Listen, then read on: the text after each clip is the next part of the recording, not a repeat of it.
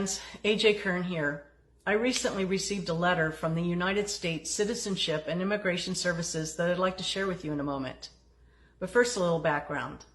In 2019, Ilhan Omar changed her birth year from 1981 to 1982 on her Minnesota State Legislative page, Wikipedia, and her U.S. Congressional page.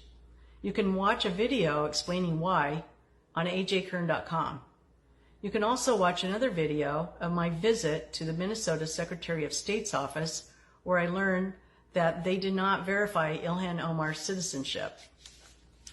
Now, last year I learned that you may request records such as naturalization records on refugees who are deceased. Now, Ilhan Omar's father, Nur Omar Mohammed, did pass away in 2020. So I did submit a request to the U.S. Citizenship and Immigration Services, the federal agency that processes and maintains naturalization records. Now, why would I want to do that? Well, Ilhan Omar claims that she obtained citizenship when she was 17 years old, meaning that she's claiming she derived citizenship through her father. How it works is an adult refugee, they apply for citizenship, they go through the process, and when they naturalize, their minor children derive citizenship through that parent. On the form that I sent, I included the name her father used when he lived in Somalia. I also included a news article with a photo of her with her father, and this news article did verify that he did pass away in 2020. Whoever conducted the record search, they knew exactly whose records I was seeking. So it took a whole year. I did receive the letter on June 20th, and ironically, June 20th is World Refugee Day. Interesting. Your index search request was received in this office on June 27, 2022 regarding Nur Omar Mohammed. Yada yada, we completed a thorough search for records. Unfortunately, we found no matching index reference. Our search included all variations of the subject's name, including Nur Saeed Elmi Mohammed, with the same results. There's no records. You can see the letter on ajkern.com. And I want to be clear about this. The federal agency which processes and maintains naturalization records, they have no index reference. There's no record. He never naturalized. So it's impossible for Ilhan Omar to have derived citizenship through her father.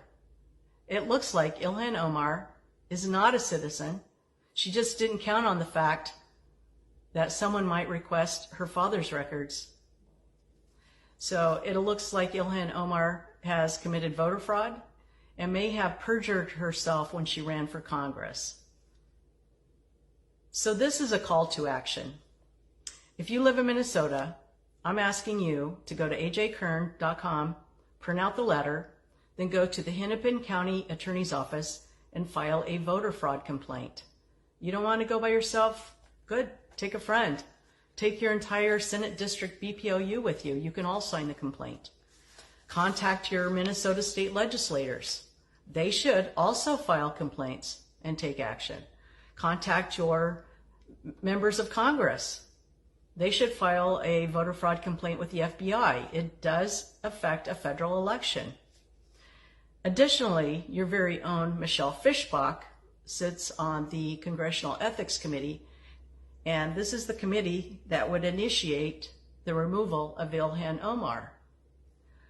Every citizen across this nation should be contacting their member of Congress to do whatever it takes to remove Ilhan Omar.